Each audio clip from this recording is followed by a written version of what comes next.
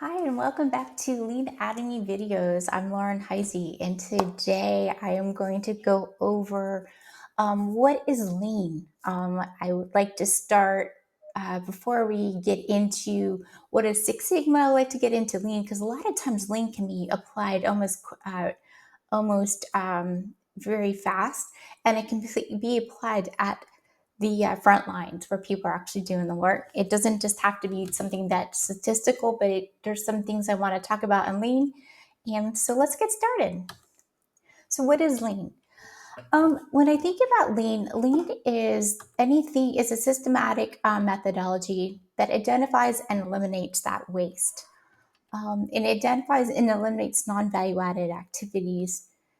Process is characterized by delivering what is precisely needed, elimination of the eight waste, delivery of a near perfect process, and that continuous improvement mindset and empowerment for all employees. I think when I think about lean, I think about all of these things. It's delivering what is needed, not having a huge inventory or a lot of work in progress. We'll discuss the eight waste, but elimination of those eight waste is very, very important in delivery of a near perfect process. No process will ever be perfect, but we can do as much as we can to get rid of that non-value add and waste. And then, of course, we're always going to have the continuous improvement mindset. How do we always, think about how we can improve? And then, of course, empowerment for all employees. And the other thing that I like to talk about is the ability to be flexible and nimble. When I think about flexible and nimble, let's go back to the pandemic, right? Um, uh, a lot of companies were really struggling on how to get how to move forward. This is the ability. The great thing about lean is it gives you the ability to be flexible and nimble if there's any changes in the marketplace, any changes in if there's a disaster. I shouldn't be laughing about that, but just things to think about, right? A pandemic. That's what lean gives us the ability to do, and lean is derived from that Toyota production system. So let's talk a little bit about lean history. Lean started, if you think about back in 1885, craft production.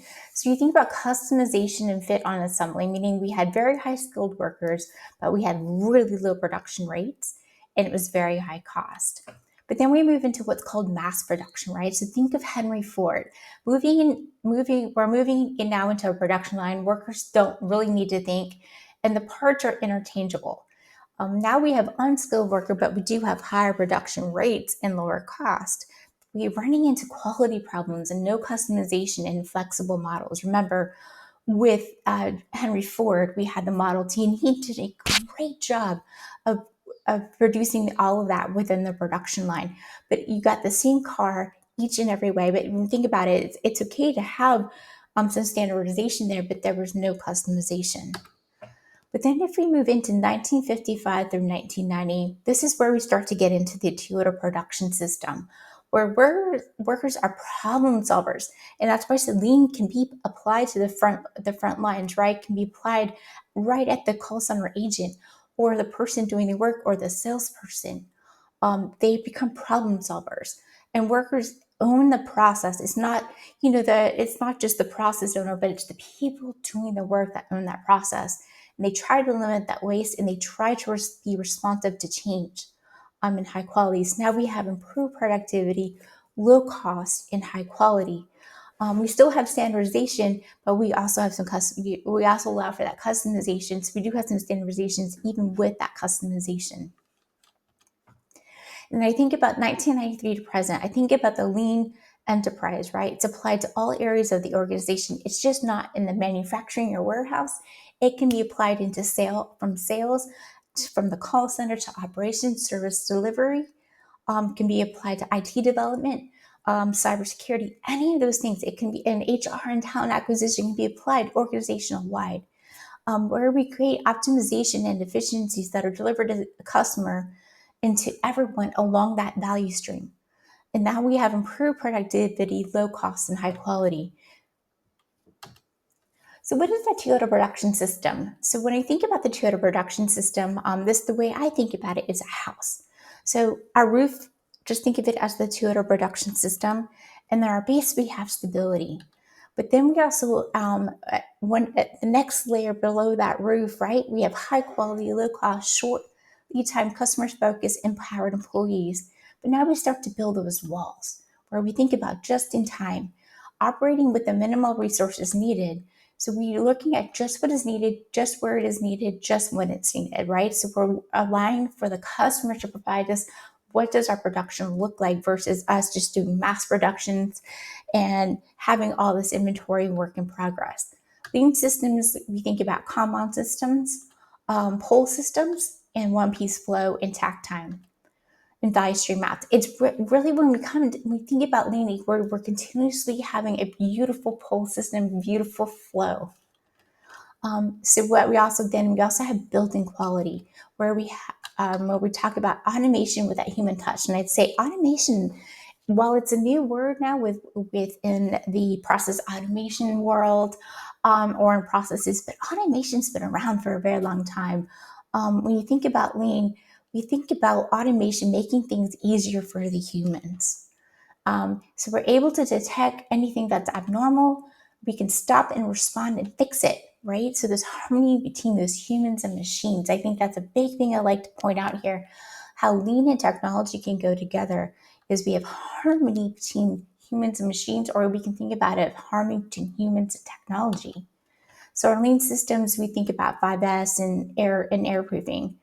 So now that we have the two walls, we start to think of what's in the middle of that house where we have high quality, high skilled employees, process where we have minimum input but with maximum output, and then we have operations, customer value, meaning that we have minimal lead time with lots of efficiencies and quality, right? So we have a lot of standardized work, a lot of Kaizen, which is continuous improvement, and operational leveling. So we just think about the lean waste, right? So lean waste is rooted to me. So we think about defects, right? Product or service that failure to meet customer expectations. We think about overproduction, producing more than what the customer demanded or before it was needed. Or you think of inventory, right? Lots of extra raw material product that aren't processed. It's just sitting there, work in progress. Over processing more work or higher quality than was needed by the customer. Thinking about motion, unnecessary movements by people and waiting.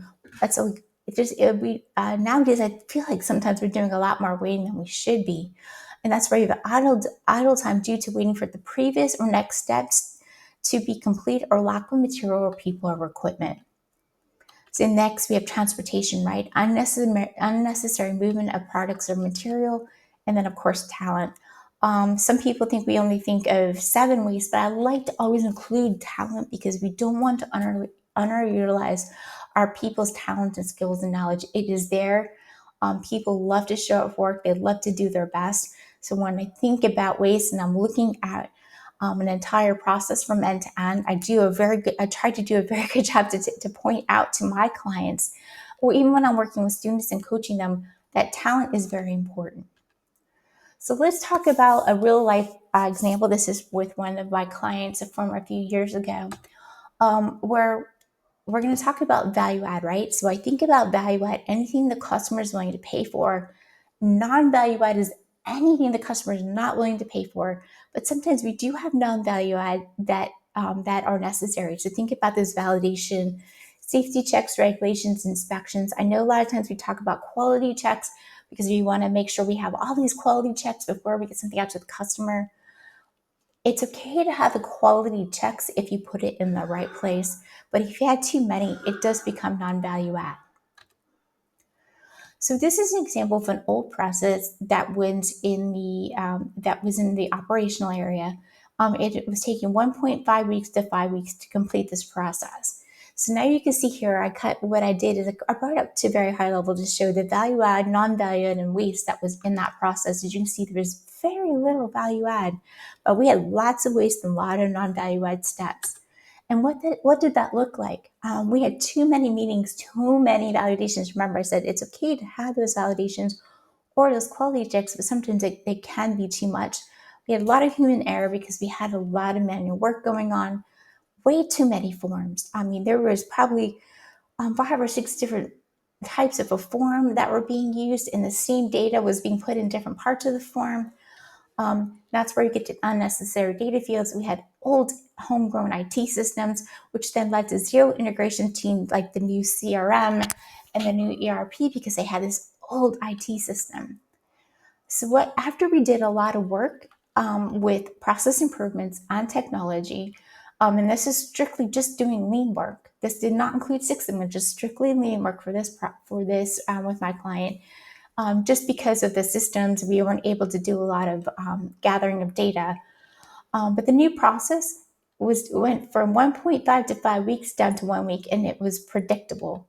And you can see here, what we did is we cut rid of as much as the non-value add and waste that we could, and you can see how much the value add had grown. And you can see here the improvements we did. Instead of having too many meetings, we had one kickoff meeting where everybody, even the customer, was involved. We built a new IT system that provided automated updates along the process. One global form that was embedded into that IT system. Instead of using Excel, it was already on that IT system. That it included a lot of mistake proofing. And here we had integration between systems. I think that's also very important. We had integration between systems where we got rid of all that manual work and all of that movement to go around through the different systems. So when I think about lean, we start to think about lean tools. And I'll go into more of these in future videos, but I wanted to touch upon them here. So we think about Kaizen, right? Kaizen means continuous improvements. We hear a lot about Kaizen events and everything. Sometimes I think people use Kaizen events as a way just to hold a workshop. But if you hold them in the right way, they do help produce continuous improvement. So what we're trying to do with our lean tools is we try to expose that waste and non-value add. And we do that through value stream mapping, through Gemba walks, which are just process walks, right? Go to a place where the processes are being done, 5S and visual management. And then once we are exposing all of that, we need to control the process. And we do that through future state process mapping, using 5S, mistake proofing, standardized work, visual management, quick changeover, pull systems, and just in time.